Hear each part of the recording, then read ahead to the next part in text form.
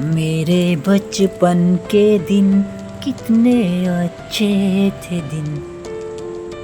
کتنی بیٹھو بالو پھول کر کے میں ذرا دے.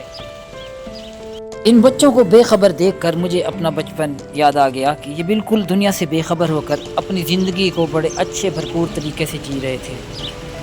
یہ اپنی زمینوں میں آ کر ٹول پر انجوائے کر رہے تھے اور اپنی گندم کی فصل ان کی تیار ہو چکی تھی اور اس فصل کو حاصل کرنے کے لیے، کیونکہ جب بچپن تھا تو ہم اپنی گود پھیلا کر اپنے بابا سے کہتے تھے کہ بابا ہمیں ہمارا حصہ دیں.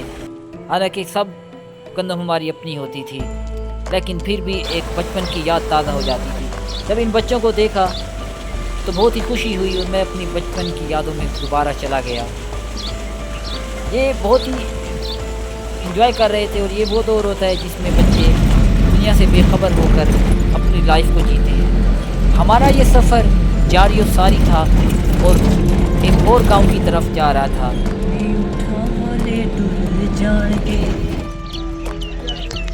پرندوں کی یہ چہچہاتی آواز کانوں کو بہت ہی بھلی لگ رہی تھی. یہ نہر کا وہ کنارہ تھا جس سے اب ہم مچھلی کا شکار کرنے کو تیار تھے، لیکن اس کی گہرائی کا اندازہ ہمیں تب ہونا تھا جب ہم اس میں سے جا کر جال بچھائیں گے اور فشنگ کریں گے. لیکن میں تو بہت ڈر چکا تھا کہ یہ نہ ہو کہ فشنگ کرتے ہوئے میں ڈوب جاؤں اور کوئی بڑے حادثے کا شکار ہو جاؤں. تو اس چیز کو دیکھتے ہوئے ہم نے بس اس پانی کو انجوائے کیا اور باہر سے چیزیں لے کر کھانا مناسب سمجھا. لیکن انجوائے کرنے کا ایک ہی سما تھا. یہ بہت ہی اچھا اور خوبصورت سا ایک ہیڈ تھا جو کہ ضلع مظفر گڑھ کو راجن پور کے علاقے سے ملاتا تھا. بہرحال ٹائم گزرتا گیا، ہم نے بہت ہی انجوائے کیا اس سفر کو. ہم نے بہت خوب سیر ہوئے اس سفر میں اور دوستوں نے ہماری بہت ہی خدمت کی. یہ ہمارا سفر اس طرح سے جاری و ساری رہا اور یہ مچھلی کا شکار آئی تھنک کر کے بھائی صاحب جا رہے ہیں اور کافی ساری مچھلیاں لگتا ہے ان کے جال میں پھنس چکی ہیں.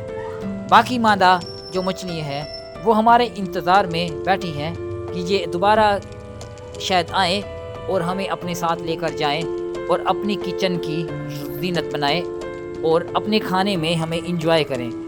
وہ ہمارے کھانے میں آنے کے لیے بےتاب تھی، لیکن ہم تھے کہ ان مچھلیوں کو لفٹ نہیں کرا رہے تھے.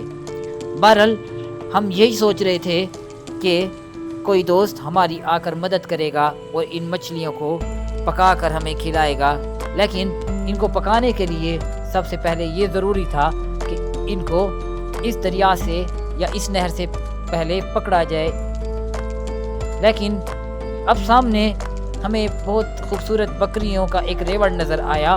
اب ہماری آنکھیں اب ان پر چلی گئی کہ کیوں نہ یہ آ کر ہمیں کہیں اس کو ذبح کریں اور ہمیں کھلا دیں اور ہم روسٹ بنا کر کھائیں اور بہت ہی مزے کریں. لیکن ہماری یہ حسرت بھی پوری نہ ہوئی.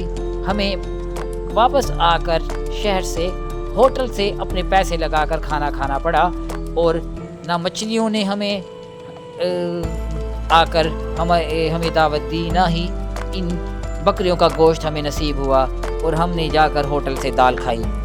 بہرحال ہم نے سفر کو بہت ہی انجوائے کیا اور بہت ہی محظوظ ہوئے.